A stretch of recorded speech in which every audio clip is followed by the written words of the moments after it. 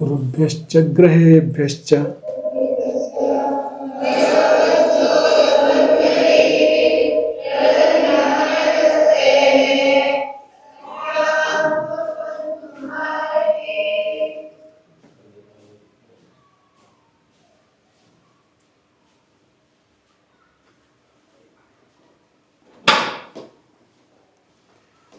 ರಾಶಿಗಳ ಬಗ್ಗೆ ಮಾತನಾಡ್ತಾ ಇದ್ವು. ಎಂಥ ಅದ್ಭುತ ಇದು! ಆಕಾಶದ ನಕ್ಷತ್ರಗಳ ವಿನ್ಯಾಸ ಭೂಮಿಯ ಬದುಕನ್ನು ಹೇಗೆ ಕಟ್ಟಿಕೊಡುತ್ತದೆ. ನಮ್ಮ ಬದುಕಿಗೆ ಹೇಗೆ ನಕ್ಷತ್ರಗಳು ಕನ್ನಡಿ ಆಗ್ತವೆ ಮತ್ತು ನಕ್ಷತ್ರಗಳ ಸಮೂಹ ರಾಶಿ ಕನ್ನಡಿ ಆಗ್ತದೆ ಅನ್ನೋದನ್ನು ತಾನೇ ಚಿಂತನೆ ಮಾಡ್ತಾ ಇದ್ವಿ ನಾವು.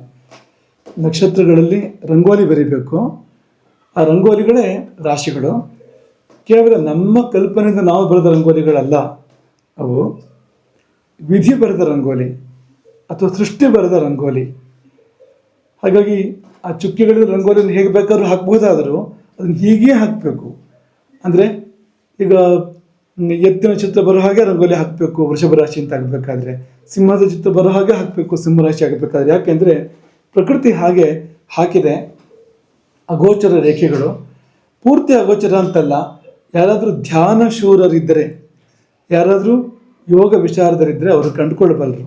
ತಮ್ಮ ಧ್ಯಾನದಲ್ಲಿ ಯೋಗದಲ್ಲಿ ಆ ಗೆರೆಗಳನ್ನು ಆ ಆಕೃತಿಗಳನ್ನು ಕಂಡುಕೊಳ್ಳೋಕೆ ಸಾಧ್ಯ. ಹೀಗೆ ಇಡೀ ಆಕಾಶ 12 ಆಕೃತಿಗಳಾಗಿ 12 ಭಾಗಗಳಾಗಿ ಮತ್ತು ಅದರೊಳಗೆ 12 ಆಕೃತಿಗಳಾಗಿ ವಿಭಾಗಿಸಲ್ಪಟ್ಟಿದೆ.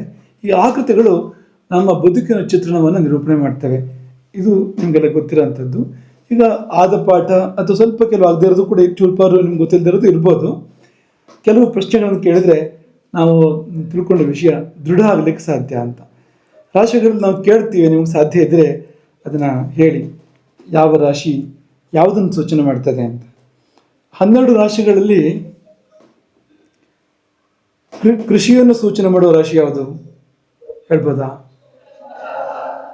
ಜೋರಾಗಿ ಹೇಳಿ.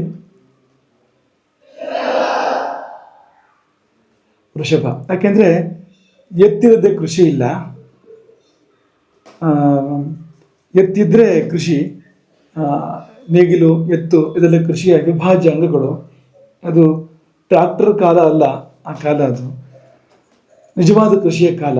ಹಾಗಾಗಿ ನಿಜವಾದ ಕೃಷಿಯನ್ನು ಸೂಚನೆ ಮಾಡ್ತಕ್ಕಂಥ ರಾಶಿ ವೃಷಭ ರಾಶಿ. ಕೃಷಿಯನ್ನು ಸೂಚನೆ ಮಾಡೋ ಗ್ರಹ ಯಾವುದು ನೆನಪು ಈಗ ಗ್ರಹ ರಾಶಿ ವೃಷಭ, ಕೃಷಿ ಸೂಚಕ ರಾಶಿ. ಗ್ರಹ ಯಾವುದು? ಚಂದ್ರ. ಚಂದ್ರ ಕೃಷಿಯನ್ನು ಸೂಚನೆ ಮಾಡ್ತಾನೆ, ಸರಿ ಇದೆ. ಹಾಗಾದ್ರೆ ಯುದ್ಧವನ್ನು ಸೂಚನೆ ಮಾಡೋ ರಾಶಿ ಯಾವುದು? ಯುದ್ಧ ಭೂಮಿ ಯಾವುದು? ಧನು. ಯುದ್ಧ ಭೂಮಿ. ನಿಮಗೆ ಗೊತ್ತಿದೆಯೋ ಇಲ್ವೋ ಬಹುಶಃ.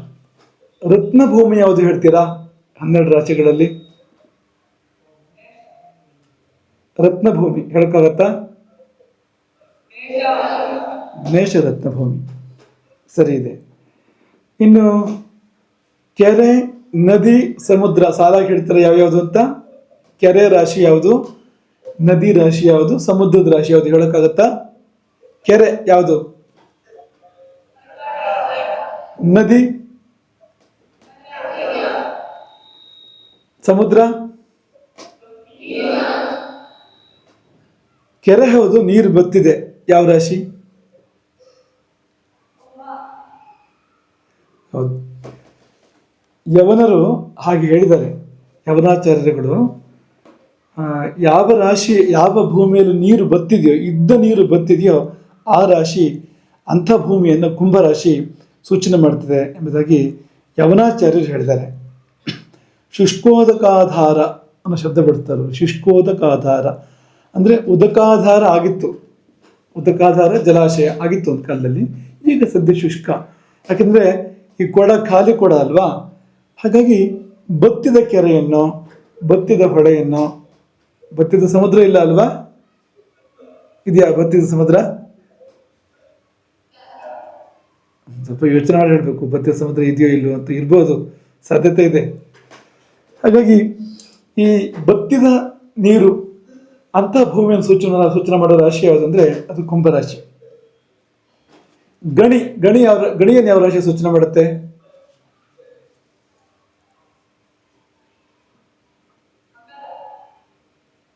ಇಲ್ಲ,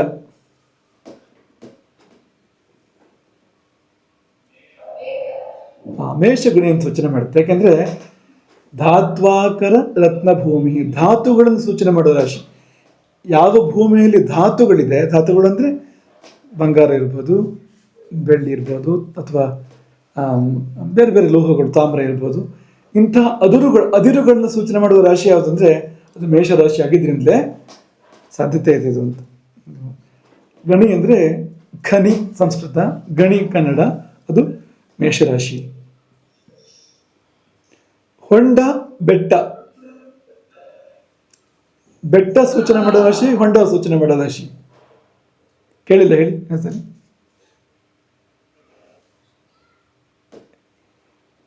ಯಾವ ರಾಶಿ ಬೆಟ್ಟ ಸೂಚನೆ ಮಾಡುತ್ತೆ? ತದ್ವಿರುದ್ಧ, ತದ್ವಿಪರ್ಯಸ್ತ ಹೊಂಡವನ್ನು ಯಾವ ರಾಶಿ ಸೂಚನೆ ಮಾಡುತ್ತೆ ಹೇಳ್ತೀರಾ?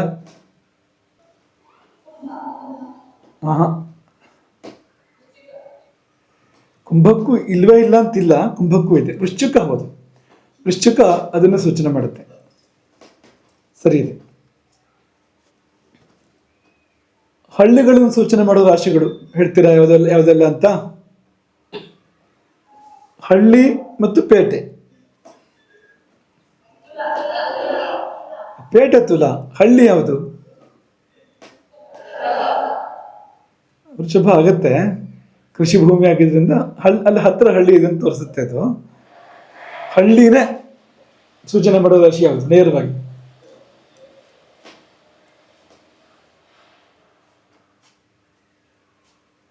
ವೃಷಭ ಹಳ್ಳಿ ಹತ್ರ ಇದೆ ಅದಕ್ಕೆ ಅಂತ. ಯಾಕೆಂದ್ರೆ ಹಸು ಮೇಯೋದು ಕಾಡನ್ನು ಸೂಚನೆ ಮಾಡುತ್ತೆ ವೃಷಭ ರಾಶಿ. ಹಾಗೆ ಹಸು ಆಗಿದ್ರಿಂದ ಕೃಷಿ ಭೂಮಿ ಸೂಚನೆ ಮಾಡೋದ್ರಿಂದ ಗ್ರಾಮಕ್ಕೆ ಸಂಬಂಧಪಡ್ತು ಅಂತ ಅನ್ಬೋದು. ಗ್ರಾಮವನ್ನೇ ಸೂಚನೆ ಮಾಡೋ ರಾಶಿ ಇದೆ, ಹೇಳ್ತೀರಾ ಯಾವುದು ಅಂತ? ಆಗಲ್ಲ, ಮೇಷ ಅರಣ್ಯವೇ. ಮಿಥುನ ಒಂದು ಊರು ಅಂತ ಅನ್ಬೋದು, ಹಳ್ಳಿ ಅಂತಲೇ ಹೇಳೋಕ್ಕಾಗಲ್ಲ, ಊರು ಅಂತ ಅನ್ಬೋದು ಮಿಥುನವನ್ನ. ಹಳ್ಳಿ ಆಗ್ಬೋದು, ಪೇಟೆ ಆಗ್ಬೋದು, ಮನುಷ್ಯರ ವಾಸ ಇರುವಂಥ ಪ್ರದೇಶ ಅಂತ.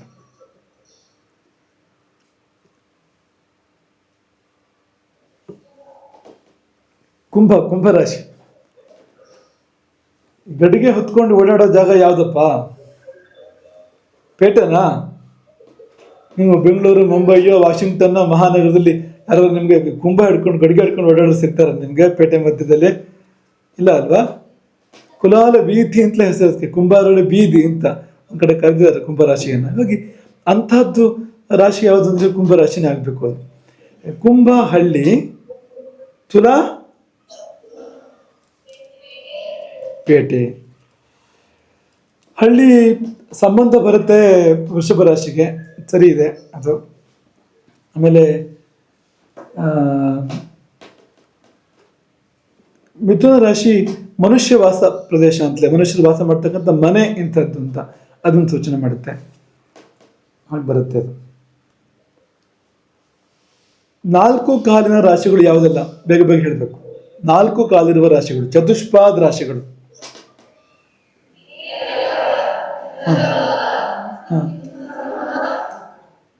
ಮೇಷ, ವೃಷಭ, ಸಿಂಹನ?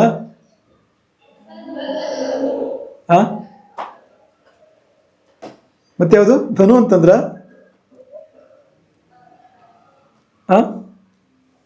ಧನುನಾ? ಮತ್ತೆ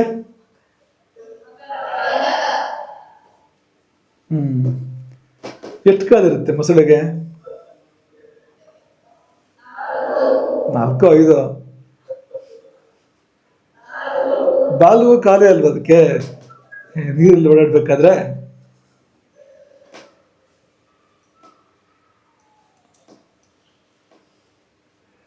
ಜಿಂಕೆ ಇದೆಯಲ್ವ ಅಲ್ಲಿ, ಜಿಂಕೆ 4 ಕಾಲು ಇದೆಯಲ್ಲ, ಅದು ಮೃಗಾಸ್ಯ, ಅದ್ರ ತಲೆ ಜಿಂಕೆದು, ಶರೀರ ಮೊಸಳೆದು. ಇನ್ನು ಮಿಥುನ 4 ಕಾಲಿನ ರಾಶಿ ಅಲ್ವಾ? ಹೌದಾ ಅಲ್ವಾ? 4 ಕಾಲಿನ ರಾಶಿ ಏನ್ರಪ್ಪ ನೀವೆಲ್ಲ ನಾಲ್ಕಲ್ಲ ಹಂಗಾದ್ರೆ? ಎಲ್ಲಿವರೆಗೆ ಬಂದ್ಬಿಡ್ತು ನಮ್ಮ ಗುರುಕುಲ ಸ್ಥಿತಿ? ನೀವೆಲ್ಲ ನಾವು ನಾಲ್ಕಲ್ಲ ಹಾಗಾದ್ರೆ, ಮನುಷ್ಯರಲ್ಲ. ಬೇಕು ಅಂತ ಈ ಪ್ರಶ್ನೆ ಕೇಳಿದ್ರು. ಈಗ ಮಿಥುನ ರಾಶಿ ಲಕ್ಷಣ ಅಂದ್ರೆ ಒಂದು ಪುರುಷ ಒಂದು ಸ್ತ್ರೀ ಅಂತಲ್ವಾ, ಇಬ್ರು ಇರ್ತಾರೆ, ಇಬ್ರು ಸೇರಿ ನಾಲ್ಕು ಕಾಲಾಗತ್ತೆ. ಆದ್ರೆ ಯಾರೂ ನಾಲ್ಕು ಕಾಲದವರಲ್ಲ ಅಲ್ಲಿ, ಪುರುಷನೂ ಅಲ್ಲ ಸ್ತ್ರೀನೂ ಅಲ್ಲ. ಚತುಷ್ಪಾತ್ ಅಂದ್ರೆ ಒಟ್ಟು ಕಾಲಿನ ಸಂಖ್ಯೆ ಎಷ್ಟು ಅಂತ ಕೇಳ್ತಾ ಇರೋದಲ್ಲ, ನಾಲ್ಕು ಕಾಲಿನಲ್ಲಿ ಸಂಚಾರ ಮಾಡುವಂತ ಜೀವ ಅಂತ ಹಾಗೆ ತಗೋಬೇಕು ಅದನ್ನ ಅಂತ. ಎಲ್ಲಿ ಮನುಷ್ಯರಿಬ್ಬರು ಆಗಿರೋದ್ರಿಂದ ನಾಲ್ಕು ಕಾಲದಲ್ಲಿ ಸಂಚಾರ ಮಾಡುವಂಥವ್ರಲ್ಲ ಅವರು, ಹಾಗಾಗಿ ಚತುಷ್ಪಾದ ರಾಶಿ ಆಗೋದಿಲ್ಲ, ಅದು ದ್ವಿಪಾದ ರಾಶಿನ ಆಗುತ್ತೆ ಅದು ಮಿಥುನ. ದ್ವಿಪಾದ ರಾಶಿ, ಎರಡು ಕಾಲದ ರಾಶಿ ಬೇರೆ ಯಾವ್ದಿದೆ?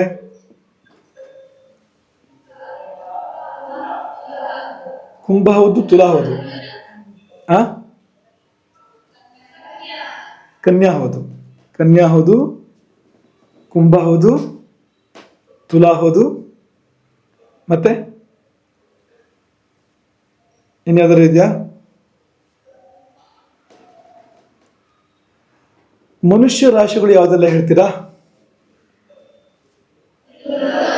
ಮಿಥುನ, ಧನು. ಧನು ಹೇಳಿಲ್ವಾ ನೀವು? ಧನು ಹೇಳಿದ್ರೆ ಇಲ್ವಾ? ಧನು ಕೂಡ ಆಗತ್ತೆ. ಅಂದ್ರೆ ಎಲ್ಲಿ ಮನುಷ್ಯರ ಉಪಸ್ಥಿತಿ ಇದೆ ಅಂತ ರಾಶಿಗಳು ಅಂತ, ಯಾವ್ಯಾವ ರಾಶಿಯಲ್ಲಿ ಮನುಷ್ಯರ ಉಪಸ್ಥಿತಿ ಇದೆ, ಧನು ಕೂಡ ಆಗತ್ತೆ ಅದರಲ್ಲಿ. ಆಯ್ತು. ಉದ್ಯಾನವನದ ರಾಶಿ ಯಾವುದು ಹೇಳ್ತೀರಾ? ಉದ್ಯಾನವನ ಸೂಚನೆ ಮಾಡೋ ರಾಶಿ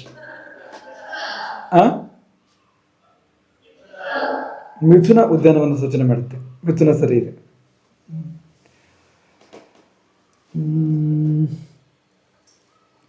ಕ್ರೀಡಾ ಭೂಮಿ ಯಾವುದು? ಯುದ್ಧ ಭೂಮಿ ಧನು, ಕ್ರೀಡಾ ಭೂಮಿ ಯಾವುದು? ಅಲ್ಲ,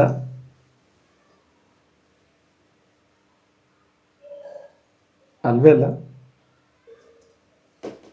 ಮಿಥುನ ಕ್ರೀಡಾಭೂಮಿ, ಉದ್ಯಾನವನ, ಕ್ರೀಡೆ ಇದೆಲ್ಲ ಮಿಥುನಕ್ಕೆ ಸಲ್ಲ ಅಂತದ್ದು. ಆಯುಧ ರಾಶಿ ಯಾವುದು? ಒಂದೇನಾ ಆಯುಧ ರಾಶಿ? ಮಿಥುನದಲ್ಲಿಯೂ ಆಯುಧ ಇದೆ.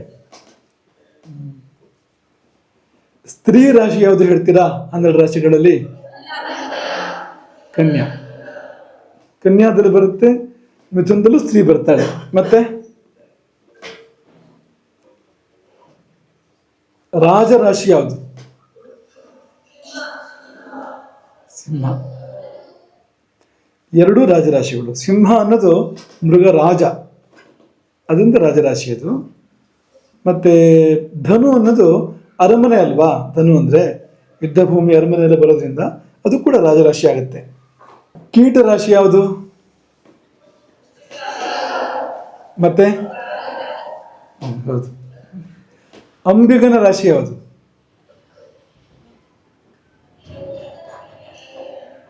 ಅಂಬಿಗನ ರಾಶಿ ಕನ್ಯಾ. ಕನ್ಯಾ ಅಂಬಿಗನ ರಾಶಿ ಸರಿ ಇದೆ. ವರ್ತಕನ ರಾಶಿ ಯಾವುದು? ಕೃಷಿಕನ ರಾಶಿ ಕೃಷಿಕ.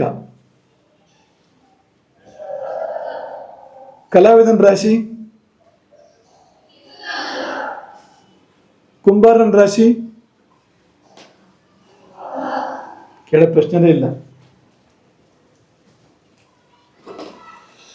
ಸರಿ ಇದೆ. ನಿಮಗೆ ಇನ್ನೊಂದು ಪರಸ್ಪರ ವಿರುದ್ಧ ರಾಶಿಗಳನ್ನು ಕೇಳ್ತಾ ಇದ್ದೀವಿ ನಾವು.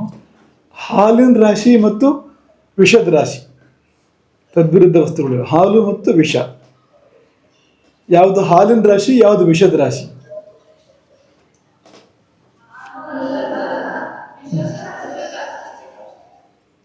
ಸರಿ ಇದೆ. ಅಲ್ಲ, ನಿಮ್ಮೂರಲ್ಲ ಎತ್ತು ಹಾಲು ಕೊಡುತ್ತಾ? ಏನು ನೀವು ಪವಾಡ ಪುರುಷರಾಗಿ ಬಿಡ್ತೀರಿ? ನಿಮ್ಮೂರಲ್ಲೆಲ್ಲ ಇಂಥದ್ದೆಲ್ಲ ಬಂದ್ಬಿಟ್ಟಿದೆಯಲ್ಲ, ಎತ್ತೆಲ್ಲ ಹಾಲು ಕೊಡೋಕೆ ಶುರು ಮಾಡಿದ್ಯಾ ಈಗ?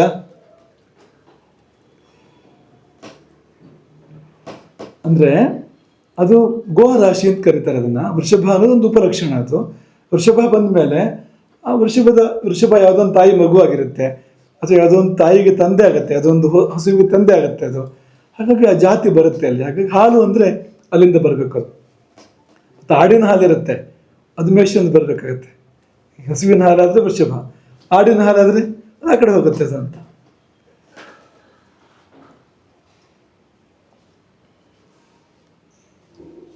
ಯಾವದರೂ 12 ಶ್ಲೋಕಗಳನ್ನು ನಿರೂಪಣೆ ಮಾಡಿದ್ದಾರೆ ಈ 12 ರಾಶಿಗಳನ್ನು. ಅದನ್ನು ಇನ್ನೊಂದರೆ ನಿಮ್ಗೆ ಅದನ್ನು ಸಾಹಿತ್ಯ ಕೊಡೋಕೆ ಹೇಳ್ತೀವಿ, ಅದನ್ನು ನೀವು ನಿಧಾನಕ್ಕೆ ಮಾಡ್ಕೊಳ್ಬೇಕಾದ್ರೆ. ತುಂಬ ಯವನೇಶ್ವರ ಅಂತ ಅವ್ರನ್ನ ತುಂಬ ಗೌರವದಿಂದ ಸಂಬೋಧನೆ ಮಾಡ್ತಾರೆ ನಮ್ಮ ಈ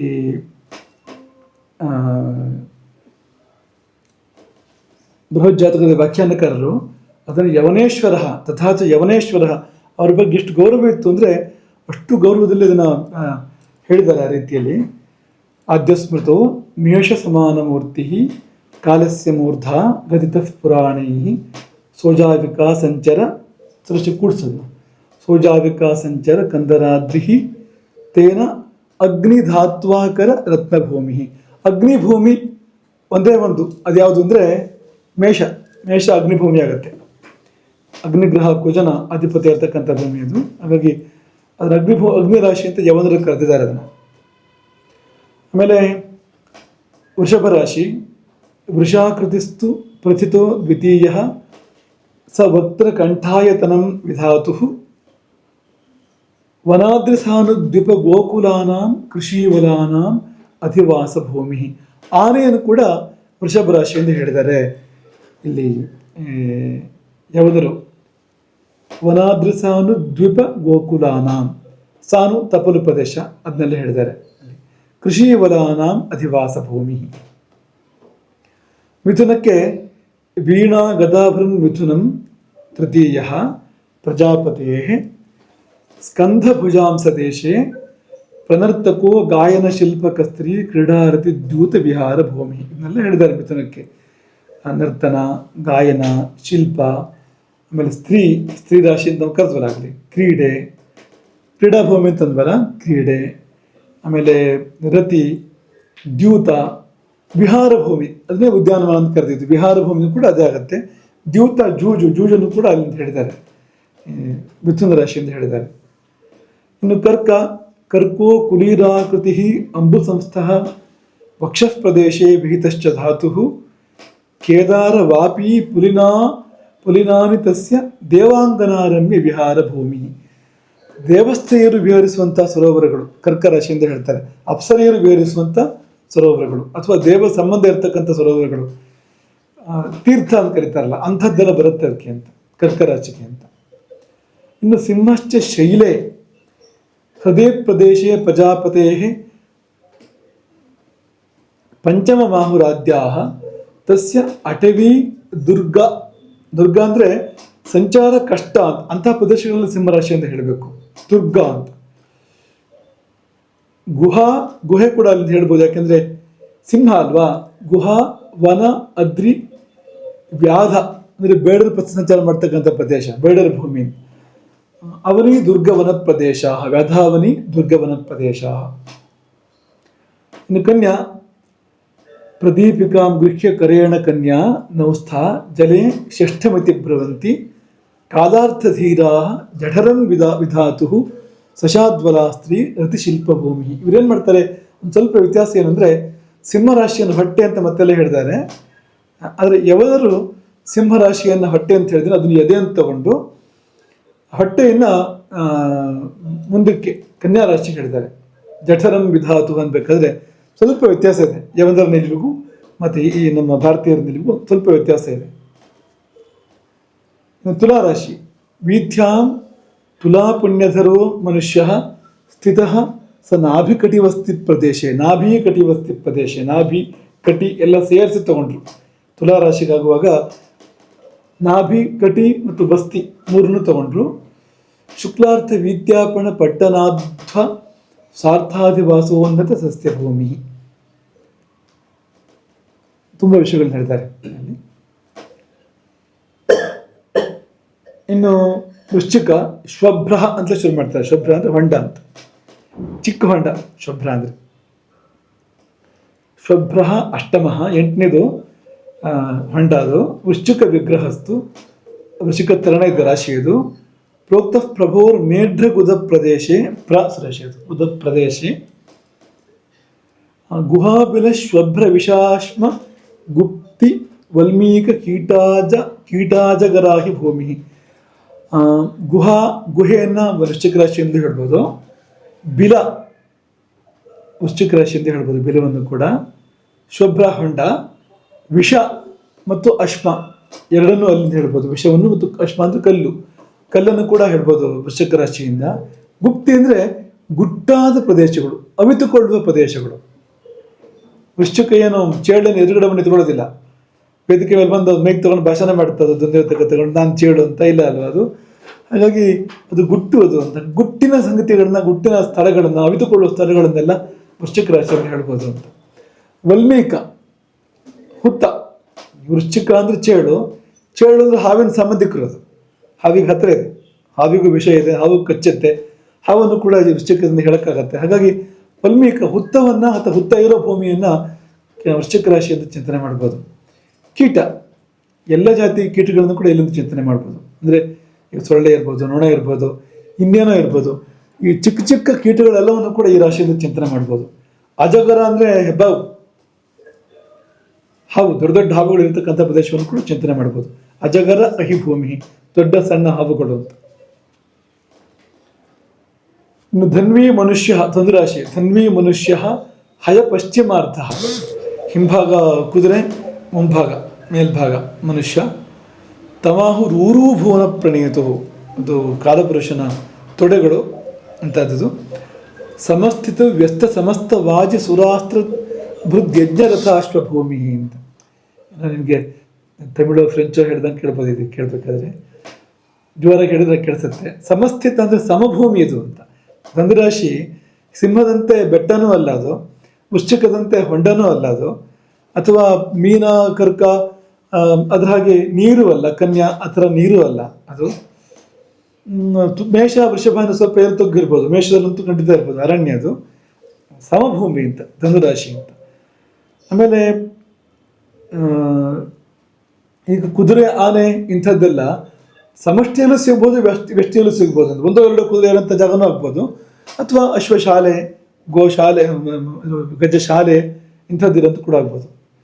ಹಾಗೆ ಅಸ್ತ್ರಶಸ್ತ್ರಗಳು, ಶೂರರು, ವೀರರು, ಯಜ್ಞ, ಅಶ್ವಮೇಧ ಯಜ್ಞ, ಇದೆಲ್ಲ ಧನುರಾಶಿಯಿಂದ.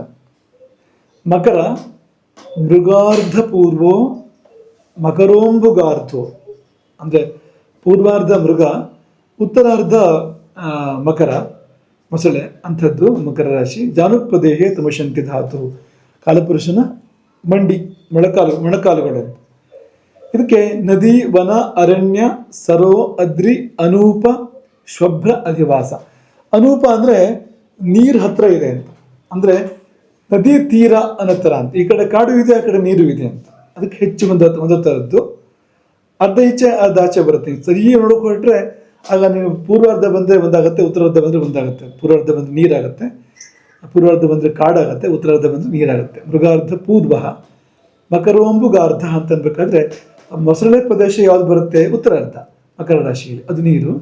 ಪೂರ್ವಾರ್ಧ ಮೃಗ, ಆದ್ದರಿಂದ ನೀವು ವಿಭಾಗನೆ ಮಾಡಿದ್ರೆ ಹಾಗೆ ಬರುತ್ತೆ. ಸಹಜವಾಗಿ ಹೇಳಿದ್ರೆ ಸಜಲ ವಿಪಿನೆ ಅಂತ, ಅಂದರೆ ನೀರು ಕಾಡು ಎರಡು ಸೇರಿ, ನದಿ ಪಕ್ಕ ಕಾಡು ಇರುತ್ತ ಪ್ರದೇಶ ಇರುತ್ತಲ್ಲ, ಅದು ಬರುತ್ತೆ ಅದಕ್ಕೆ ಅಂತ. ಇನ್ನು ಕುಂಭರಾಶಿ. ಸ್ಕಂಧೇತು ರಿಕ್ತಃ ಪುರುಷಸ್ಯ ಕುಂಭೋ ಜಂಘೆ ತಮೇಕಾದಶ ಮಾಹುರಾರ್ಯಾ, ಅದು ಕಣಕಾಲು ಅಥವಾ ಮಂಡಿ ಮತ್ತು ಪಾದಗಳ ಮಧ್ಯೆ ಇರತಕ್ಕಂಥ ಪ್ರದೇಶ ಕಣಕಾಲು ಅಂತ ಹೇಳ್ತಾರೆ. ಮೊಣಕಾಲು ಆದ್ಮೇಲೆ ಕಣಕಾಲು ಅಂತ, ಜಂಘ ಅಂತ ಕರೀತಾರೆ. ಅಲ್ಲಿ ಶಕ್ತಿ ಇರೋದು, ಜಂಘ ಬಲ ಇರೋದಲ್ಲೇ, ನಿಂತ್ಕೊಳ್ಳೋಕೆ ಶಕ್ತಿ ಕೊಡೋದೇನೆ ಅಂತ. ಅದು ಕುಂಭರಾಶಿ. ಕುಂಭರಾಶಿಗೆ ವಿವರಣೆ ಕೊಡಬೇಕಾದ್ರೆ ಶುಷ್ಕೋದಕಾಧಾರ, ಅಂದರೆ ನೀರಿತ್ತು ಈಗಿಲ್ಲ, ಬತ್ತಿದೆ, ಆರಿದೆ, ಅಂಥ ಜಾಗವನ್ನು ಹೇಳುತ್ತೆ ಅದು. ಇನ್ನು ಮಧ್ಯ, ಅದು ಕುಂಭ ಆಗಿದ್ರಿಂದ ಆಗಿನ ಕಾಲದಲ್ಲಿ ಕುಂಭದಲ್ಲಿ ತುಂಬಿ ಕೊಡ್ತಾ ಇದ್ದಿತ್ತು ಅದನ್ನು. ಅಂದರೆ ಕುಂಭಗಟ್ಟಲೆ ಕುಡಿಬೇಕು ಅಂತ ಅರ್ಥ ಅಲ್ಲ ಅದಕ್ಕೇನೋ. ಅದು ಈಗ ನಾವು ಬೇರೆ ಈಗ ಕುಪ್ಪೆ ಬಂದಿದೆ ಆ ಕುಂಭದ ಜಾಗದಲ್ಲಿ. ಈಗ ಆ ಕಾಲದಲ್ಲಿ ಕುಂಭ ಇದ್ದಿದ್ದು ಮುಖ್ಯವಾಗಿ. ಹಾಗಾಗಿ ಶೌಂಡಿಕ ಅಂದರೆ ಮದ್ಯ ಮಾರುವಂಥವನು. ಜೂಜು ಪಕ್ಕದಲ್ಲೇ ಇದೆ, ಮದ್ಯದ ಪಕ್ಕದಲ್ಲೇ ಜೂಜು ಬರುತ್ತೆ. ಮದ್ಯ ಮಾಲಿನಿ ಅಥವಾ ಇದು ಅದೆಲ್ಲ ಒಟ್ಟಿಗೆ ಬರೋ ಥರದ ಜಾಗ ಅದು ಅಂತ ಕುಂಭರಾಶಿ ಅಂತಂದ್ರೆ. ಇನ್ನು ಮೀನ ಜಲೇತು ಮೀನದ್ವಯ ಮಂತ್ಯ ರಾಶಿ, ಜೋಡಿ ಮೀನುಗಳು, ಒಂದರ ಬಾಲವನ್ನು ಮತ್ತೊಂದು ಕಚ್ಕೊಂಡಿರ್ತಕ್ಕಂಥ ಎರಡು ಮೀನುಗಳು. ಪಾದ ಕಾಲಪುರುಷನ ಪಾದ, ಅದು ಪುಣ್ಯ ದೇವ ದ್ವಿಜ ತೀರ್ಥ ಭೂಮಿ ಅಂತ. ಪುಣ್ಯಭೂಮಿ ಮೀನ ಅಂದರೆ ಸಮುದ್ರ, ಪುಣ್ಯಭೂಮಿ, ಪುಣ್ಯ ತೀರ್ಥಗಳು, ದೇವಸ್ಥಾನ, ದೇವಸನ್ನಿಧಿ ಅದೆಲ್ಲ ಇರೋಂಥದ್ದು ಗುರುವಿನ ರಾಶಿ ಅಲ್ವಾ. ಸಮುದ್ರ ಅಂಬುಜಯಾಧಿವಾಸ ಇದೆಲ್ಲ ಬರುವಂಥದ್ದು. ನಿಮಗೆ ಕಳಸರಿ ಹೇಳ್ಕೊಡೋ ಶ್ಲೋಕ ಒಂದೇ ಶ್ಲೋಕದಲ್ಲಿ ಇದೆಲ್ಲ ಬಂದಿದೆ. ಎಷ್ಟು ವಿಸ್ತಾರದಲ್ಲಿ ಅದು ಕೂಡ ಸಂಕ್ಷೇಪ ಬಂದಿದೆ. ಆ ಶ್ಲೋಕನ ಇನ್ನೊಂದ್ಸತಿ ನೆನಪು. ಅರಣ್ಯೇ ಕೇದಾರೆ ತೋರಿಸ ಅರಣ್ಯೇ ಕೇದಾರೆ ಶಯನ ಭವನೆ ಶುಭ್ರ ಸಲಿಲೆ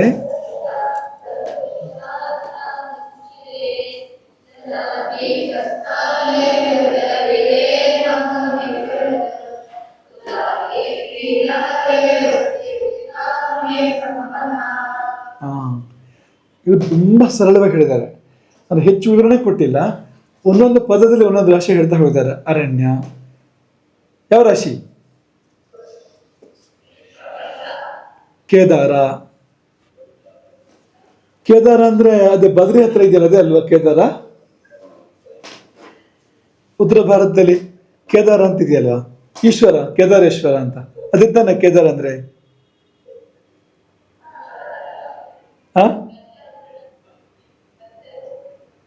ಕೇದಾರ ಅಂದ್ರೆ ಗದ್ದೆ ಅಂತ, ಗದ್ದೆ ಪ್ರದೇಶ ಅಂತ. ಶಯನ ಭವನ ಮಿಥುನ ಅಂತ ಹೇಳಿ. ಶುಭ್ರ ಸಲಿಲ ಅಂದ್ರೆ ಚಿಕ್ಕ ಹೊಂಡ, ಹೊಂಡದಲ್ಲಿ ನೀರು ಅಥವಾ ಸರೋವರ ಆ ಥರದ್ದು. ಅಂದ್ರೆ ಹರಿಯೋ ನೀರಲ್ಲ, ಹೊಂಡದಲ್ಲಿ ತುಂಬಿರೋ ನೀರು ಅಂತ. ಅದು ಯಾವುದು ಕೇಳ್ತಾ ಇದೆಯಾ? ಕೇಳ್ತಾ ಇದೆಯಾ?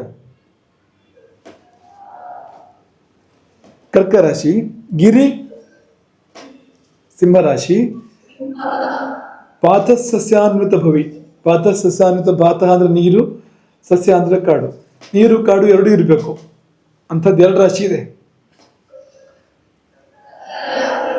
ಕನ್ಯಾ ಕೂಡ ಹಾಗೆ, ಯಾಕಂದ್ರೆ ಸಸ್ಯ ಬಂತಲ್ವಾ. ಅಗ್ನಿ ರಾಶಿಗಳು ಎರಡು, ಅಗ್ನಿ ಇರೋ ರಾಶಿಗಳು ಎರಡು. ಒಂದು ಮೇಷ, ಲಕ್ಷಣದಲ್ಲಿ ಕನ್ಯಾದಲ್ಲಿ ಬರುತ್ತೆ, ಆದರೆ ಅಗ್ನಿ ಸಾನ್ನಿಧ್ಯ ಮೇಷರಾಶಿಗೂ ಕೂಡ ಬರುತ್ತೆ. ಆದರೆ ಇದು ನೀರು ತುಂಬ ಇದೆ, ಒಂದು ಸಣ್ಣ ದೀಪ ಇದೆ ಪಾಪ ಅವಳ ಕೈಲಿ, ನೀರು ತುಂಬ ಇದೆ, ಹೊಳೆನ ಹರಿತಾ ಇದೆ, ಹಾಗೆ ನೀರಿಗೆ ಪ್ರಾಬಲ್ಯ ಇದೆ ಅಲ್ಲಿ. ವಿಷಾಂಧಾಮ್ ಅಂದರೆ ವರ್ತಕರ ಪ್ರದೇಶ, ವರ್ತಕರ ಕೇರಿ, ಪೇಟೆ, ಅದು ತುಲಾರಾಶಿ. ಸುಶಿರ ಅಂದರೆ ಬಿಲ, ಅದು ವೃಶ್ಚಿಕ ರಾಶಿ. ಜನಾಧೀಶ ಸ್ಥಾನ, ಅದು ರಾಜನ ಸ್ಥಾನ ಅಂತ, ಅರಮನೆ ಅಂತ, ಧನುರಾಶಿ. ಸಜಲ ವಿಪಿನ, ನೀರಿರುವ ಕಾಡು, ನೀರು ಕಾಡು ಒಟ್ಟಿಗೆ ಇರುವಂಥದ್ದು, ಮಕರ. ಕುಲಾಲ ಬೀತಿ, ಕುಂಬಾರರ ಬೀದಿ ಅಥವಾ ಹಳ್ಳಿ, ಪೇಟೆ, ಪೇಟೆ ಎಲ್ಲ ಹಳ್ಳಿ, ಅದು ಕುಂಭರಾಶಿ. ಕೀಲಾಲ ಅಂದರೆ ನೀರು ಅಂತ ಅರ್ಥ, ಅದು ಮೀನರಾಶಿ. ಇನ್ನು ನಿಮಗೆ ಕಳಸಾರಿ ಕಾಲಾಂಗಾನೆ ವರಾಂಗಮಾನ ಹೇಳ್ಕೊಟ್ಟಿತ್ತು ಅಲ್ವಾ. ಅಂದರೆ ಕಾಲಪುರುಷನ ಯಾವ ಯಾವ ಅಂಗ ಯಾವ ಯಾವ ರಾಶಿಗೆ ಬರುತ್ತೆ ಅನ್ನೋದನ್ನು ಹೇಳಿತ್ತಲ್ವ. ನಮಗೂ ಬರುತ್ತೆ, ಕಾಲಪುರುಷನಿಗೆ ಮಾತ್ರ ಅಲ್ಲದು. ತಲೆ ಯಾವುದು, ಮುಖ ಯಾವುದು, ಹೊಟ್ಟೆ ಯಾವುದು ಅದು ಹೇಳ್ಕೊಟ್ಟಿತ್ತಲ್ವ. ಅದು ಎಲ್ಲಿ ಪ್ರಯೋಜನ ಆಗುತ್ತೆ ಅನ್ನೋದನ್ನ ಈ ಸತಿ ಹೇಳ್ತೀವಿ. ಯಾವ ಥರ ಪ್ರಯೋಜನ ಆಗುತ್ತೆ ಅದು ಅನ್ನೋದನ್ನು ಹೇಳೋದಾದರೆ, ಅದನ್ನು ಹಿಂದೆ ನಿಮ್ಗೆ ಹೇಳ್ಕೊಟ್ಟಿದ್ವು, ನೆನಪು ಮಾಡೋದು ನಿಮ್ಗೆ ಅದನ್ನು. ಈಗ ಮೇಷಾದಿ ದ್ವಾದಶ ರಾಶಿಗಳಲ್ಲಿ ನಮ್ಮ ಜಾತಕಗಳಲ್ಲಿ ಅಥವಾ ಪ್ರಶ್ನೆ ಕೊಂಡಲಿಯಲ್ಲಿ ಎಲ್ಲೆಲ್ಲಿ ಪಾಪಗ್ರಹ ಇದೆಯೋ ಅಲ್ಲಲ್ಲಿ ಸಮಸ್ಯೆಗಳಿರೋಕ್ಕೆ ಅವಕಾಶ ಇದೆ. ಆಯಾ ಅಂಗದಲ್ಲಿ ಸಮಸ್ಯೆಗಳಿರೋಕ್ಕೆ ಅವಕಾಶ ಇದೆ.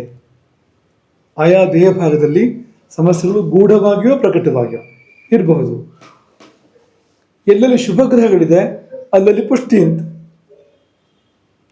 ಆ ಅಂಗಗಳು ನಮಗೆ ಜೀವನದಲ್ಲಿ ಶುಭ ಅಂತ ಇರುತ್ತವೆ. ಆ ಅಂಗಗಳ ಮೂಲಕ ದೇವತಾನುಗ್ರಹ ನಮ್ಗೆ ಆಗ್ಬೋದು, ಅಲ್ಲಲ್ಲಿ ದೇವತೆಗಳ ಅಭಿವ್ಯಕ್ತಿ ಆಗ್ಬೋದು ಅಂಗದ ಮೂಲಕ. ಹಾಗಾಗಿ ತುಂಬ ಸರಳವಾಗಿ ಹೇಳೋದಾದರೆ ಎಲ್ಲಿ ಪಾಪಗ್ರಹ ಇದೆ, ಎಲ್ಲಿ ಶುಭಗ್ರಹ ಇದೆ ಅನ್ನೋದ್ರ ಗಮನಿಸ್ಕೊಂಡ್ರೆ ನಮ್ಗೆ ಎಲ್ಲಿ ಸಮಸ್ಯೆ ಇದೆ ನಮ್ಮ ಶರೀರದಲ್ಲಿ ಅಥವಾ ಎಲ್ಲಿ ನಮಗೆ ಅನುಕೂಲ ಇದೆ ಅನ್ನೋದ್ರ ಕೂಡ ತಿಳಿಯೋಕ್ಕೆ ಸಾಧ್ಯ ಇದೆ. ಈ ನವಗ್ರಹಗಳು ಅಂದಮೇಲೆ ಎಲ್ಲೊಂದು ಕಡೆ ಇರಲೇಬೇಕು ದ್ವಾದಶ ರಾಶಿಗಳಲ್ಲಿ ಅಲ್ವಾ. ಯಾರಿಗೋ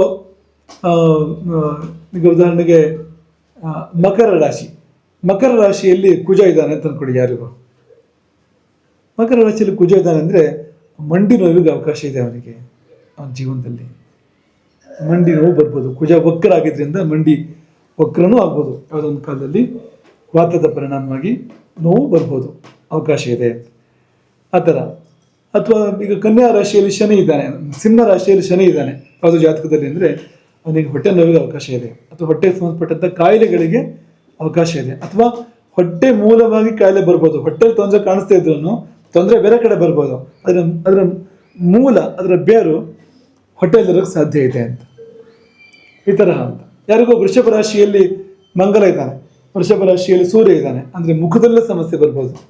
ಎಲ್ಲೋ ಕಣ್ಣು ಮೂಗು ಅದೆಲ್ಲ ಸಮಸ್ಯೆ ಬರ್ಬೋದು ಅಂತ. ಆ ತರಹ ಯಾವ ರಾಶಿಯಲ್ಲಿ ಪಾಪಗ್ರಹಗಳಿದೆ, ಇದು ಇನ್ನೂ ಸೂಕ್ಷ್ಮಕ್ಕೆ ಹೋಗಬೇಕು, ಅವಸರ ಮಾಡಬಾರ್ದು. ಇದು ಸೂಕ್ಷ್ಮಕ್ಕೆ ಹೋದಾಗ ನಮಗೆ ಇನ್ನೂ ತುಂಬ ಸ್ಪಷ್ಟವಾಗಿ ಗೊತ್ತಾಗುತ್ತೆ ನವಾಂಶ ಎಲ್ಲಿದೆ, ಆ ಗ್ರಹ ನಿಜಕ್ಕೂ ಪೂರ್ತಿ ಪಾಪಗ್ರಹ ಹೌದಾ ಅದು ನಮ್ಮ ಪಾಲಿಗೆ ಅದನ್ನೆಲ್ಲ ಗಮನಿಸ್ಕೋಬೇಕು. ಸ್ಥೂಲವಾಗಿ ಹೇಳೋದಾದರೆ ಎಲ್ಲಿ ಶುಭ ಗ್ರಹಗಳು ಬಂದ್ವೋ, ಈಗ ದ್ವಿತೀಯದಲ್ಲಿ ಎರಡನೇದು ವೃಷಭ ರಾಶಿಯಲ್ಲಿ ಗುರು ಬಂದಂದರೆ ಆ ಮುಖ ಅದು ತೇಜಸ್ವಿ ಮುಖಮಂಡಲ ಅದು ಅಂತ, ತುಂಬ ಶುಭಕರವಾದ ಮುಖ ಅದು ಅಂತ ಹೇಳ್ಬೋದು ಅಂತ. ಪುಷ್ಟಿ ಇದೆ ಆ ಮುಖ ನೋಡಿದರೆ ಒಳ್ಳೇದಾಗತ್ತೆ, ಎದ್ದು ಕೂಡಲೇ ಆ ಮುಖ ನೋಡಿದರೆ ಅವನಿಗೆ ಒಳ್ಳೇದಾಗತ್ತೆ ನೋಡಿದವನಿಗೆ ಅಂತ. ಅದೇ ವೃಷಭ ರಾಶಿಯಲ್ಲಿ ಶನಿ ಇದ್ದವನ ಮುಖ ಬೆಳಗ್ಗೆ ಎದ್ದು ನೋಡಿದರೆ ಸ್ವಲ್ಪ ಅಂದರೆ ಆ ಶನಿ ನಿಜಕ್ಕೂ ಪ್ರತಿಕೂಲವಾಗಿದ್ದ ಜಾತಕದಲ್ಲಿ ಮುಖ ಅಶುಭವನ್ನು ಕೊಡ್ಬೋದು, ಕೊಡೋಕ್ಕೆ ಅವಕಾಶ ಇದೆ ಅಂತ. ಹೀಗೆ ದ್ವಾದಶ ರಾಶಿಗಳಲ್ಲಿ ಎಲ್ಲಿ ಪಾಪಗ್ರಹಗಳಿದೆಯೋ ನಮ್ಮ ದೇಹದ ಆ ಅಂಗದಲ್ಲಿ ಸಮಸ್ಯೆ ಇರ್ಬೋದು. ಎಲ್ಲಿ ಶುಭಗ್ರಹಗಳಿದೆಯೋ ನಮ್ಮ ದೇಹದ ಆ ಭಾಗದಲ್ಲಿ, ಆ ಅಂಗದಲ್ಲಿ ಶುಭ ಇರ್ಬೋದು. ವ್ಯಾಖ್ಯಾನಕಾರರು ಇದನ್ನು ಈ ಥರ ಹೇಳಿದ್ದಾರೆ ಅಂತ. ಅಸ್ಯ ಪ್ರಯೋಜನಂ ಅವರೆಲ್ಲ ಹೇಳಿದ ಮೇಲೆ ಯಾವ್ಯಾವ ಅಂಗ ಯಾವ್ಯಾವ ರಾಶಿ ಅಂತ ಹೇಳಿದ ಮೇಲೆ ಈ ಥರ ಹೇಳ್ತಾರೆ. ಅಸ್ಯ ಪ್ರಯೋಜನಂ ಜನ್ಮಕಾಲೇ ಯೋ ರಾಶಿ ಪಾಪಗ್ರಹಾತ್ ಕ್ರಾಂತಃ ಸಹ ಕಾಲಾಖ್ಯಸ್ಯ ಪುರುಷಸ್ಯ ಯಸ್ಮಿನ್ ಅಂಗೆ ಸ್ಥಿತಃ ತತ್ರ ಅಂಗೆ ಜಾತಸ್ಯ ಉಪಘಾತೋ ವಕ್ತವ್ಯಃ. ಯತ್ರ ಸೌಮ್ಯ ಸ್ಥಿತಃ ತತ್ರ ಪುಷ್ಟಿ. ಎಲ್ಲಿ ಸೌಮ್ಯ ಗ್ರಹ ಶುಭ ಗ್ರಹ ಇದೆಯೋ ಅಲ್ಲಿ ಪುಷ್ಟಿ. ಎಲ್ಲಿ ಪಾಪಗ್ರಹ ಕ್ರಾಂತಹ ರಾಶಿ, ಯಾವ ರಾಶಿ ಪಾಪಗ್ರಹ ಕ್ರಾಂತವೋ ಕಾಲಪುರುಷನಾಗೋದು ಯಾವ ಅಂಗವೋ ಅಲ್ಲಿ ಉಪಘಾತ, ಏನೋ ಸಮಸ್ಯೆ ಒಂದು ಅಲ್ಲೇ ಇದೆ ಅಥವಾ ಅಲ್ಲಿ ಮೂಲ ಅಂತ, ಅಲ್ಲಿಂದ ಶುರುವಾಗುತ್ತೆ ಅದು ಅಂತ.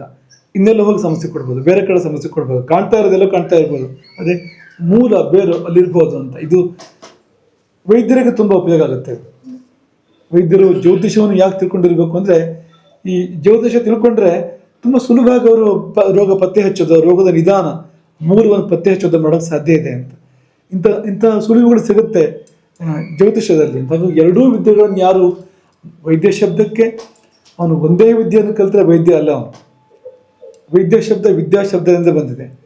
ಹಲವು ವಿದ್ಯೆಗಳನ್ನು ಬಲ್ಲವನು ಮಾತ್ರವೇ ವೈದ್ಯ. ಯಾವುದೋ ಒಂದನ್ನೇ ಕಲಿತರೆ ಅವನು ವೈದ್ಯ ಅಲ್ಲ. ಹಲವು ವಿದ್ಯೆಗಳು ಗೊತ್ತಿದ್ದರೆ ಮಾತ್ರ ಸರಿಯಾಗಿ ಚಿಕಿತ್ಸೆ ಮಾಡೋಕ್ಕೆ ಸಾಧ್ಯ. ಒಂದೇ ವಿದ್ಯೆಯನ್ನು ಗೊತ್ತಿದ್ದರೆ ಅವನಿಗೆ ಚಿಕಿತ್ಸೆ ಮಾಡೋಕ್ಕೆ ಸಾಧ್ಯ ಇಲ್ಲ. ಹಾಗಾಗಿ ಅವನಿಗೆ ಜ್ಯೋತಿಷವೂ ಗೊತ್ತಿರಬೇಕು, ಔಷಧ ಯಾವಾಗ ಕೊಡಬೇಕು ಅಂತ ಗೊತ್ತಿರಬೇಕು. ರೋಗಿ ಬಂದ ಹೊತ್ತಿನ ಮೇಲೆ ಇವನು ಬದುಕ್ತಾನೋ ಸಾಯ್ತಾನೋ, ರೋಗ ಔಷಧ ಕೊಟ್ಟರೆ ಗುಣ ಆಗುತ್ತೆ ಇಲ್ವೋ ಅಂತ ತೀರ್ಮಾನ ಮಾಡೋ ಶಕ್ತಿ ಇರಬೇಕು ಅವನಿಗೆ. ಅಥವಾ ಸಾಮುದ್ರಿಕದ ಮೂಲಕ, ಅಂಗಲಕ್ಷಣಗಳ ಮೂಲಕ ಇವನ ಕಥೆ ಏನು, ಏನಾಗುತ್ತೆ ಅವನಿಗೆ ಮುಂದೆ ಅಂತ ತಿಳ್ಕೊಳ್ಳೋ ಶಕ್ತಿ ಇರಬೇಕು ಅವನಿಗೆ. ಯಾವ್ದು ಹಿಡಿಯುತ್ತೆ ಅವನಿಗೆ, ಯಾವ್ದು ಹಿಡಿಯೋದಿಲ್ಲ, ವಾತಪಿತ್ತ ಕಫಗಳಲ್ಲಿ ಯಾವ್ದು ಹೇಗೆ ಕೆಲಸ ಮಾಡ್ತಾ ಇದೆ ಅವನ ಶರೀರದಲ್ಲಿ ಅನ್ನೋದನ್ನು ಗ್ರಹಗಳ ಮೂಲಕ ತಿಳ್ಕೊಂಡು ತೀರ್ಮಾನ ತಗೊಳ್ಳೋಕೆ ಬಂದರೆ ಆ ವೈದ್ಯ ಅದ್ಭುತವಾದ ಕಾರ್ಯ ಮಾಡೋಕ್ಕೆ ಸಾಧ್ಯ ಇದೆ. ಆ ಸೂಚನೆಗಳು ಇಲ್ಲಿದೆ. ಈಗೇನು ವಿವರಣೆ ಕೊಟ್ಟವೋ ಅಲ್ಲಿ ಆ ಸೂಚನೆಗಳಿದೆ ಅಂತ. ಇನ್ನೊಂದು ವಿಷಯ ಎತ್ತಿ ಇವತ್ತಿನ ಪಾಠ ಮುಕ್ತಾಯ ಮಾಡೋಣ, ಸ್ವಲ್ಪ ಸಮಯ ಕಡಿಮೆ ಸಿಕ್ತು. ಈ 12 ರಾಶಿಗಳಲ್ಲಿ ಕೆಲವು ರಾಶಿಗಳು ಚರ, ಕೆಲವು ರಾಶಿಗಳು ಸ್ಥಿರ, ಕೆಲವು ರಾಶಿಗಳು ಹಾಗೆ ಅದು ಹೋದು ಹೀಗೆ ಇದು ಹೋದು ಉಭಯ. ತುಂಬ ಸುಲಭವಾಗಿ ಅದನ್ನು ತಿಳ್ಕೊಳ್ಬೋದು ಅಂತ. ಚರ ಅಂದರೆ ಅದು ಚಂಚಲ ಅಂತ, ಸ್ಥಿರ ಅಲ್ಲ ಅಂತ, ಬದಲಾವಣೆ ಆಗ್ತಾ ಇರುತ್ತೆ ಅಂತ. ಸ್ಥಿರ ಅಂದರೆ ಬದಲಾವಣೆ ಆಗೋದಿಲ್ಲ, ಅದು ಪಕ್ಕ ಇದ್ದಾಗೆ ಇರುತ್ತೆ. ಉಭಯ ಅಂದರೆ ಅದು ಅರ್ಧ ಹಾಗೆ ಅರ್ಧ ಹೀಗೆ. ಆ ರಾಶಿಯಲ್ಲಿ ಚರಕ್ಕೆ ತಾಗಿ ಬರುವ ಭಾಗ ಸ್ಥಿರ ಚರ, ಸ್ಥಿರಕ್ಕೆ ತಾಗಿ ಬರುವ ಭಾಗ ಸ್ಥಿರ ಅಂತ ಎರಡು ಭಾಗ ಆಗುತ್ತೆ. ಮಕರ ರಾಶಿ ಇದ್ದಾಗೆ ಅಥವಾ ಅದೊಂದು ರಾಶಿ ಇದ್ದಾಗೆ ಎರಡು ಭಾಗ ಆಗುತ್ತೆ ಅದು ಅಂತ. ಇದನ್ನು ಎರಡು ಥರ ಹೇಳ್ಕೊಡ್ತೀನಿ, ನಮಗೆ ಸುಲಭ ತಿಳ್ಕೊಬೋದು. ಯಾವ್ದು ಚರ, ಯಾವುದು ಸ್ಥಿರ, ಯಾವುದು ಉಭಯ ಅಂತ ತುಂಬ ಸುಲಭ ತಿಳ್ಕೊಳ್ಬೋದು. ತುಂಬ ಉಪಯೋಗ ಇದೆ, ಅದಕ್ಕೆ ತುಂಬ ಉಪಯೋಗ ಇದೆ. ಮೇಷದಿಂದ ಶುರು ಮಾಡಿಕೊಂಡ್ರೆ ಸಾಲಕ್ಕೆ ಬರ್ತಾ ಹೋಗುತ್ತೆ. ಚರ ಸ್ಥಿರ ಉಭಯ, ಚರ ಸ್ಥಿರ ಉಭಯ, ಚರ ಸ್ಥಿರ ಉಭಯ, ಚರ ಸ್ಥಿರ ಉಭಯ, ಮುಗೀತು. ತುಂಬ ಸುಲಭವಾಗಿ ನಮ್ಗೆ ಯಾವುದು ಚರ, ಯಾವುದು ಸ್ಥಿರ, ಯಾವುದು ಉಭಯ ಗೊತ್ತಾಗುತ್ತೆ. ಮೇಷರಾಶಿ ಗೊತ್ತಿರ್ಬೇಕು ನಿಮಗೆ. ಮೇಷರಾಶಿ ಗೊತ್ತಿದ್ದರೆ ಮತ್ತು ನಾವು ಜ್ಯೋತಿಷಕ್ಕೆ ನಾವು ರಾಯಕಾಲ ಅಂತಲೇ ಇರ್ತದೆ. ಅದಕ್ಕೆ ಅವರು ಬಾಳೆಹಣ್ಣು ತಿಪ್ಪೆ ತಿನ್ನಕ್ಕೆ ಹೋಗ್ಬೇಕಂತ ಗೊತ್ತು, ಜ್ಯೋತಿಷಕ್ಕೆ ಬರಬಾರ್ದವರು ಅಂತ. ಮೇಷರಾಶಿ ಗೊತ್ತಿಲ್ಲದಿದ್ರೆ, ಅಶ್ವಿನಿ ನಕ್ಷತ್ರ ಗೊತ್ತಿದ್ದಿದ್ರೆ ಎಲ್ಲಿಂದ ಶುರು ಮಾಡೋದು ಅಂತ. ಹಾಗೆ ಮೇಷರಾಶಿ ಮೇಲ್ಭಾಗದಲ್ಲಿ ಎಡ ತುದಿಯಿಂದ ಎರಡನೇ ರಾಶಿ ಇದು ಅಂತ. ಮೇಲಿನ ಸಾಲಲ್ಲಿ ಎಡ ತುದಿಯಿಂದ ಎರಡನೇ ರಾಶಿ ಮೇಷರಾಶಿ. ಅಲ್ಲಿಂದ ಶುರು ಮಾಡಿದರೆ ಚರ ಸ್ಥಿರ ಉಭಯ, ಚರ ಸ್ಥಿರ ಉಭಯ, ಚರ ಸ್ಥಿರ ಉಭಯ, ಚರ ಸ್ಥಿರ ಉಭಯ. ಹೊರಗಡೆ ಹಾಕುವ ಅವಸರ ಅಂದ್ಕೊಂಡಿಲ್ಲ.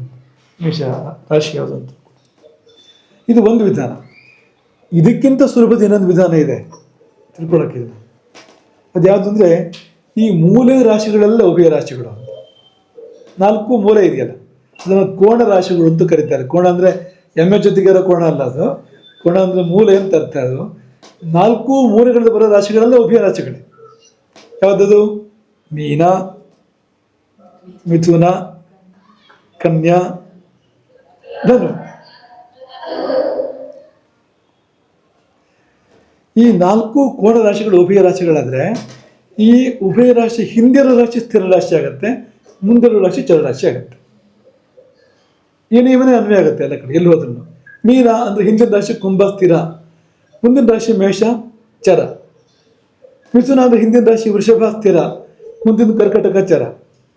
ಕನ್ಯಾಕ್ಕೆ ಹೋದರೆ ಕನ್ಯಾ ಉಭಯ ರಾಶಿ, ಮುಂದಿನ ಚರ ತುಲಾ ರಾಶಿ, ಹಿಂದಿನ ಸಿಂಹ ರಾಶಿ ಸ್ಥಿರ ರಾಶಿ ಅಂತ. ಧನುವಿಗೆ ಬಂದರೆ ಮಕರ ಚರ ಆಗುತ್ತೆ ಮತ್ತು ತುಲಾ ಇದು ವೃಶ್ಚಿಕ ಸ್ಥಿರ ಆಗುತ್ತೆ. ತುಂಬ ಸುಲಭವಾಗಿ ನಾವು ತಿಳ್ಕೊಳ್ಳೋಕೆ ಸಾಧ್ಯ ಅಂತ. 4 ಮೂಲೆ ಅದು ಉಭಯ, ಹಿಂದೆ ಸ್ಥಿರ, ಮುಂದೆ ಚರ ಅಂತ. ಹಾಗಾಗಿ ಉಭಯ ರಾಶಿಗಳನ್ನು ಪಾಲು ಮಾಡಿದರೆ, ಉದಾಹರಣೆಗೆ ಕನ್ಯಾ ರಾಶಿಯನ್ನು ಪಾಲು ಮಾಡಿದರೆ ಮುಂದಿನ ಭಾಗ ತುಲಾದ ಕಡೆ ಬರೋ ಭಾಗ ಇದೆಯಲ್ಲ, ಆ ಭಾಗ ಚರ, ಸಿಂಹದ ಕಡೆ ಬರೋ ಭಾಗ ಸ್ಥಿರ ಅಂತ. ಇನ್ನು ಸೂಕ್ಷ್ಮ ನೋಡೋದಾದರೆ ಉಭಯ ರಾಶಿಯನ್ನು ಅರ್ಧಕ್ಕೆ ಸರಿ ಕತ್ತರಿಸಿ ಚರಕ್ಕೆ ತಾಗಿರೋ ಭಾಗ ಚರ, ಸ್ಥಿರಕ್ಕೆ ತಾಗಿರೋ ಭಾಗ ಸ್ಥಿರ ಅಂತ. ಈ ಥರ ಅದನ್ನು ಇನ್ನೂ ಸೂಕ್ಷ್ಮಕ್ಕೆ ಹೋದಾಗ ವಿಭಾಗ ಮಾಡ್ತಾರೆ. ಇದೆಲ್ಲ ಯಾಕಪ್ಪ ಅಂದರೆ ಚರರಾಶಿಗಳು ಹಳತನ್ನು ಹೇಳ್ತವೆ, ಸ್ಥಿರ ರಾಶಿಗಳು ಹೊಸತನ್ನು ಹೇಳ್ತವೆ. ಉಭಯ ರಾಶಿಗಳು ಮಧ್ಯ, ತುಂಬ ಹಳತು ಅಲ್ಲ ತುಂಬ ಹೊಸ್ತು ಅಲ್ಲ, ಅದನ್ನು ಹೇಳ್ತವೆ. ಉದಾಹರಣೆ ಹೇಳ್ತಾ ಇರೋಂಥದ್ದು ಅಂತ. ಹಾಗೆ ಚರರಾಶಿಗಳು ದೂರ ಹೇಳ್ತವೆ ಅಂತ, ತುಂಬ ದೂರ ಅಂತ. ಸ್ಥಿರ ರಾಶಿಗಳು ಹತ್ತಿರ ಹೇಳ್ತವೆ. ಉಭಯ ರಾಶಿ ಅಂದರೆ ಅದು ಸಮದೂರ, ಸಮೀಪ ಅಂತ ಅನ್ಬೋದು. ಅಥವಾ ದೂರನೂ ಅಲ್ಲ, ಇತ್ಲಾಗೆ ಸಮೀಪನೂ ಅಲ್ಲ ಅನ್ನೋ ಹಾಗಿರುವಂಥದ್ದು ಉಭಯ ರಾಶಿ. ಹೀಗೆ ಅನೇಕ ಸಂಗತಿಗಳಿಗೆ ಈ ಚರ ಸ್ಥಿರ ಉಭಯ ಅನ್ನೋದು ಉಪಯೋಗ ಆಗುತ್ತೆ ಅಂತ. ಈಗ ಒಂದು ರೋಗದ ಪ್ರಶ್ನೆ ಅಂತಂದರೆ ಚರರಾಶಿ ಬಂದರೆ ರೋಗ ಹೋಗುತ್ತೆ ಅಂತ ಅರ್ಥ. ಅದು ಚರ ಅಲ್ವ, ಅದು ಸ್ಥಿರ ಅಲ್ಲ. ಅದು ರೋಗ ಇರೋ ರೋಗ ಅಲ್ಲ, ಇದು ವಾಸಿ ಆಗುತ್ತೆ, ಇದು ಗುಣ ಆಗುತ್ತೆ ಅಂತ ಹೇಳಬೇಕು ಅಂತ. ಅದೇ ರೋಗ ಪ್ರಶ್ನೆ ಕೇಳಿದಾಗ ಸ್ಥಿರ ರಾಶಿ ಬಂತು ಅಂದರೆ ಹೋಗೋ ರೋಗ ಅಲ್ಲ, ಇದು ನಿಮ್ಮ ಜೊತೆಗೆ ಇರುತ್ತೆ ಕೊನೆವರೆಗೂ ಅಂತ ಹೇಳಬೇಕಾಗತ್ತೆ ಅಂತ. ನಿಮ್ಮ ಜೊತೆಗೆ ಪಕ್ಕ ಅದು ಗಟ್ಟಿ ಅಂತ ಹೇಳಬೇಕಾಗತ್ತೆ. ಉಭಯ ರಾಶಿ ಬಂದರೆ ಸುಲಭಕ್ಕೆ ಹೋಗೋದಿಲ್ಲ, ಸ್ವಲ್ಪ ಪ್ರಯತ್ನ ಮಾಡಿದ್ರೆ ಹೋಗುತ್ತೆ ಅಂತ ಹೇಳಬೇಕಾಗತ್ತೆ ಅಂತ. ಆ ಥರ. ಅಥವಾ ಒಂದು ಭೂಮಿ ವಿಷಯ ಬಂದರೆ ಆ ಭೂಮಿ ನಮಗೆ ಈಗ ನಾವು ಸ್ಥಿರವಾಗಿ ಭೂಮಿಲಿ ಇರ್ತೀವೋ ಇಲ್ವೋ ಅಂತ ತಗೊಂಡ್ರೆ ಅಂತ ಪ್ರಶ್ನೆ ಬಂದರೆ, ಚರರಾಶಿ ಬಂದಾಗ ನೀವು ಇದು ಕೊಟ್ಟು ಹೋಗ್ತೀರಿ ನೀವು ಅದನ್ನು, ಈ ಭೂಮಿನ ಅಂತ ಹೇಳ್ಬೇಕು ನಾವು. ಸ್ಥಿರ ರಾಶಿ ಬಂದಾಗ ನೀವು ಬಿಟ್ಟರು ಅದು ಬಿಡೋದಿಲ್ಲ ಅಂತ. ಮಾರೋಕ್ಕೆ ಪ್ರಯತ್ನ ಬಿಟ್ಟರು ಮಾರೋಕ್ಕೆ ಆಗೋದಿಲ್ಲ. ಎಷ್ಟೋ ಸರ್ತಿ ಎಷ್ಟೋ ಜನ ಜಾಗ ಮಾರೋಕ್ಕೆ ಪ್ರಯತ್ನ ಮಾಡ್ತಿರ್ತಾರೆ, ಏನು ಪ್ರಯತ್ನ ಮಾಡಿದ್ರು ಮಾರೋಕ್ಕಾಗಲ್ಲ. ಅದರಲ್ಲಿ ಸ್ಥಿರ ರಾಶಿ ಅದು ಹಿಡ್ಕೊಂಡ್ಬಿಟ್ಟಿರುತ್ತೆ, ನಮಗೆ ಹೋಗಲ್ಲ ನಮ್ಗೆ ಬಿಟ್ಟದು ಅಂತ. ಬಾಂಧವ್ಯಗಳು ಕೂಡ ಹಾಗೆ ಅಂತ. ಈಗ ಚರರಾಶಿಯಾಗಿ ಬಂದರೆ ಬಾಂಧವ್ಯ ಚರ ಆಗ್ಬೋದು, ಸ್ಥಿರ ರಾಶಿಯಾಗಿ ಬಂದರೆ ಬಾಂಧವ್ಯ ಸ್ಥಿರ ಆಗ್ಬೋದು. ಯಾವುದನ್ನು ತಗೊಂಡ್ರು ಕೂಡ ಈ ಚರ ಸ್ಥಿರ ಉಭಯ ಅನ್ನುವಂಥದ್ದು ನಮಗೆ ಅದನ್ನು ಆ ಲಕ್ಷಣಗಳನ್ನು ಕೊಡುತ್ತೆ, ಆ ಭಾವಗಳನ್ನು ಕೊಡ್ತದೆ ಅಂತ. ಹಾಗಾಗಿ ನೀವು ಚೆನ್ನಾಗಿ ಗಮನಿಸ್ಕೋಬೇಕು. ಚರ ಸ್ಥಿರ ಉಭಯ ಚೆನ್ನಾಗಿ ನಮಗೆ ಗೊತ್ತಿರಬೇಕು. ತುಂಬ ಸುಲಭವಾಗಿ ಕೂಡ ತಿಳ್ಕೊಳ್ಳೋಕೆ ಸಾಧ್ಯ ಇದೆ ಅಂತ. ಇದಿಷ್ಟನ್ನು ಈ ಸಾರಿಗೆ ಇಟ್ಕೊಳ್ಳೋಣ. ಮುಂದಿನ ಸಾರಿ ಪೃಷ್ಠೋದಯ, ಶೀರ್ಷೋದಯ, ಉಭಯೋದಯ ನೋಡೋಣ ಮತ್ತು ಬೇರೆ ಸಂಗತಿಗಳನ್ನು ಕೂಡ ನೋಡೋಣ ಅಂತ. ಈ ರಾಶಿಗಳು ಮತ್ತು ಗ್ರಹಗಳು ನಮಗೆ ಚೆನ್ನಾಗಿ ಇದರ ಕಾರಕತ್ವ ಇದು ಏನೊಂದು ಸೂಚನೆ ಮಾಡ್ತೀವಿ ಅನ್ನೋದು ಗೊತ್ತಾದರೆ ಜ್ಯೋತಿಷ್ಯದಲ್ಲಿ ನೀವು ಮುಕ್ಕಾಲು ಪಾಲು ನಿಮಗೆ ಅದು ಒಲ್ದು ಬಂದಾಗ ಅಂತ, ದೊಡ್ಡ ಭಾಗವೇ ಒಲ್ದು ಬಂದಾಗ ಆಮೇಲೆ ನಿಮಗೆ ಬುದ್ಧಿಯಿಂದ ಯೋಚನೆ ಮಾಡೋಕ್ಕಿರೋದು ಅಷ್ಟೇ ಅಂತ, ಒಂದಕ್ಕೊಂದು ಜೋಡಿಸೋಕ್ಕಿರೋದು ಅಂತ. ಉದಾಹರಣೆಗೆ ಚಂದ್ರ ಅಂದರೆ ನೀರು ಅಲ್ವಾ, ವೃಶ್ಚಿಕ ಅಂದರೆ ವಿಷ, ವೃಶ್ಚಿಕದಲ್ಲಿ ಚಂದ್ರ ಬಂದ ಅಂದರೆ ಆ ನೀರು ಒಳ್ಳೆ ನೀರಲ್ಲ ಅಂತ, ಆ ನೀರು ಅದು ಕಾಯಿಲೆ ಥರಂಥ ನೀರದು, ವೈಷಮ್ಯ ಉಂಟು ಮಾಡ್ತಕ್ಕಂಥ ನೀರು. ಪ್ರಾಯಣ ರಸವಜ್ಜಲ ಮತ್ತು ರಾಮಾಯಣ ಹೇಳುತ್ತೆ ಅಂದರೆ ನೀರು ವಿಷ ಆಗುತ್ತೆ ಅಂತ, ವಿಷ ಆಗುತ್ತೆ ಅಂದರೆ ಸಾಯಲೇಬೇಕು ಅಂತ ಎಲ್ಲ ಹೇಳ್ತಾ ಇರೋದು. ವೈಷಮ್ಯ ತರುತ್ತೆ, ವಿಷ ಅಂದರೆ ಯಾವುದು ವೈಷಮ್ಯ ಉಂಟು ಮಾಡುತ್ತೋ ಅದೇ ವಿಷ ಅಂತ, ಅಷ್ಟೇ ಅರ್ಥ ಅಂತ. ಅದೇ ಚಂದ್ರ ಕುಂಭರಾಶಿಯಲ್ಲಿ ಬಂದರೆ ಗಡಿಗೆಯಲ್ಲಿ ತುಂಬಿರೋದು ಏನು ಅಂದರೆ ಅದು ಮಧ್ಯೆ ತುಂಬಿದೆ ಅಲ್ಲಿ ಅಂತ ಹೇಳ್ಬೇಕಾಗುತ್ತೆ ನಾವು ಅಂತ, ಆಗ ಅಂತ ವ್ಯತ್ಯಾಸ ಬರುತ್ತೆ ಆ ರೀತಿಯಲ್ಲಿ ಅಂತ. ಅದೇ ಚಂದ್ರ ವೃಷಭ ರಾಶಿಯಲ್ಲಿ ಬಂದರೆ ಗದ್ದೆ ನೀರು ಕಟ್ಟಿದ್ದಾರೆ, ಗದ್ದೆ ಬದು ಕಟ್ತಾರಲ್ವಾ, ನೀರು ನಿಂತಿರುತ್ತಲ್ವಾ, ಅದನ್ನು ತೋರಿಸ್ತಾ ಇರುತ್ತೆ ಅದು ಅಂತ. ಮಿಥುನ ರಾಶಿಯಲ್ಲಿ ಬಂದರೆ ಮನೆಯಲ್ಲಿ ಕುಡಿಯೋಕೆ ಇಟ್ಕೊಂಡಿರೋ ನೀರು ಅಂತ, ಮಲ್ಗೋ ಕೋಣೆಯಲ್ಲಿ ಕುಡಿಯೋಕೆ ಇಟ್ಕೊಂಡಿರೋ ನೀರು ಅಂತ ಅನ್ಬೇಕಾಗುತ್ತೆ ನೀವು ಅದನ್ನು ಅಂತಂದರೆ.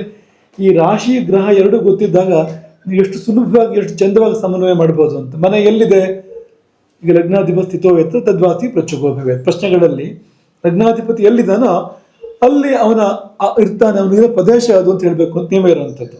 ಆ ರಾಶಿ ಯಾವುದನ್ನು ಗಮನಿಸ್ಕೋಬೇಕು. ಅದು ಮೇಷ ಆಗಿ ಬಂದರೆ ಎಲ್ಲೋ ಕಾಡು ಪ್ರದೇಶದಲ್ಲಿದ್ದಾನೆ ಇವನು, ಸುತ್ತಮುತ್ತ ಕಾಡಿದೆ, ಅಥವಾ ಆ ವ್ಯಕ್ತಿಯ ವಸ್ತು ಕಾಡಲ್ಲಿದೆ ಅಂತ. ಅದೇ ಮೀನ ರಾಶಿಯಾಗಿ ಬಂದರೆ ಯಾವುದೋ ದೊಡ್ಡ ನೀರಿನ ಒಂದು ಆಸರೆ ಅದ್ರ ಪಕ್ಕ ಇದ್ದಾನೆ, ಅದ್ರ ಹತ್ರ ಇದ್ದಾನೆ ಅಂತ, ಸಮುದ್ರ ತೀರದಲ್ಲಿ ಇರ್ಬೋದು ಅಥವಾ ಯಾವುದಾದ್ರು ಪುಣ್ಯ ಭೂಮಿಯಲ್ಲಿ ಇರ್ಬೋದು, ಆ ಹತ್ರ ಹೇಳ್ಬೇಕಾಗುತ್ತೆ ನಾವು ಅಂತ. ತುಲಾ ರಾಶಿ ಬಂದರೆ ಪೇಟೆ ಮಧ್ಯೆ ಇದ್ದಾನೆ ಪಾಪ, ವಿಷದ ಗಾಳಿ ಕುಡ್ಕೊಂಡು ಸರಿ ಪೇಟೆ ಮಧ್ಯೆ ವಾಸ ಮಾಡ್ತಾ ಇದ್ದಾನೆ ಅಂತ ಹೇಳ್ಬೇಕಾಗತ್ತೆ ನಾವು ಅಂತ. ಹೀಗೆ ಈ ತರಹ ಈ ರಾಶಿಯ ಗ್ರಹ ಎರಡನ್ನು ಇಟ್ಕೊಂಡು ನೀವು ಏನನ್ನು ಬೇಕಾದರೂ ಕೂಡ ನೀವು ನಿರೂಪಣೆ ಮಾಡೋಕ್ಕೆ ಸಾಧ್ಯ ಆಗುತ್ತೆ ನಿಮಗೆ ಅಂತ. ಗ್ರಹಗಳ ಕಾರಕತ್ವ, ಗ್ರಹಗಳು ಏನನ್ನು ಸೂಚನೆ ಮಾಡ್ತವೆ, ರಾಶಿಗಳ ಕಾರಕತ್ವ, ರಾಶಿಗಳು ಏನೇನನ್ನು ಸೂಚನೆ ಮಾಡ್ತವೆ, ಚೆನ್ನಾಗಿ ತಿಳ್ಕೊಂಡಿರ್ಬೇಕು. ಜ್ಯೋತಿಷ್ಯ ನಮಗಾಗ ಒಲಿದು ಬರುತ್ತೆ ಅಂತ ಇಷ್ಟಿಟ್ಕೊಳ್ಳಿ. ಮುಂದೆ ಅದನ್ನು ಮತ್ತೆ ಮುಂದುವರಿಸೋಣ. ಇನ್ನು ಚೆನ್ನಾಗಿ ಎಲ್ಲ ನೆನ್ಪಿಟ್ಕೊಳ್ಳಿ, ಬರ್ಕೊಳ್ಳಿ, ಎಲ್ಲದನ್ನು ಕೂಡ ಒಂದೊಂದು ಸಂಗತಿ ಕೂಡ ಬರ್ಕೋಬೇಕು ಅಂತ. ಯಾವುದೊಂದು ಸೂಚನೆ ಮಾಡುತ್ತೆ ಚೆನ್ನಾಗಿ ನೆನ್ಪಿಟ್ಕೋಬೇಕು. ಶ್ಲೋಕ ಇದ್ರೆ ಬಾಯ್ ಹಾರ್ಟ್ ಮಾಡಬೇಕು, ಶ್ಲೋಕವನ್ನು ಬಾಯಿಗೆ ಬಂದರೆ ನಾವು ಪಟ್ಟನ್ನು ಹೇಳ್ಬೋದು, ನಾವು ಇದಿದೆ ಅಂತ ಹೀಗೆ ಅಂತ ಅನ್ಬೋದು ಅಂತ. ಹಾಗಾಗಿ ಬಾಯಿಗೆ ಬರಬೇಕು. ಅರಣ್ಯ ಕೇದಾರೆ ಬಾಯಿಗೆ ಬಂದರೆ ಪಟ್ಟ ಹೇಳ್ಬೋದು ಅಂತ. ಎಲ್ಲಿದೆ ವಸ್ತು, ಅದು ಆ ವ್ಯಕ್ತಿ ಎಲ್ಲಿದ್ದಾನೆ, ನಿಂತಲ್ಲಿದ್ದಾನೆ ಅಂತ. ಆ ವಸ್ತು ಕಡ್ದೋದ ವಸ್ತು ಎಲ್ಲಿದೆ ಅಂದರೆ ಮಿಥುನ ರಾಶಿ ಬಂದರೆ ಮರುವ ಕೋಣೆಲಿದೆ ನೋಡಿ ಅಂತ ಹೇಳ್ಬೋದು ನಾವು ಅಂತ. ಅದು ಮನೇಲಿದೆ ನೋಡಿ, ಮನೆಯಲ್ಲೇ ಇದೆ ನೋಡಿ ಅಂತ ಹೇಳ್ಬೋದು ಅಂತ, ಆ ತರಹ. ಹಾಗಾಗಿ ಈ ಕಾರಕತ್ವವನ್ನು ಚೆನ್ನಾಗಿ ಅಭ್ಯಾಸ ಮಾಡಿ ಅದನ್ನು ಅವಗತ ಮಾಡ್ಕೊಳ್ಳಿ ಮತ್ತು ನೆನಪಿಟ್ಕೊಳ್ಳಿ ಚೆನ್ನಾಗಿ ಅದನ್ನು. ಹರೇ ರಾಮ.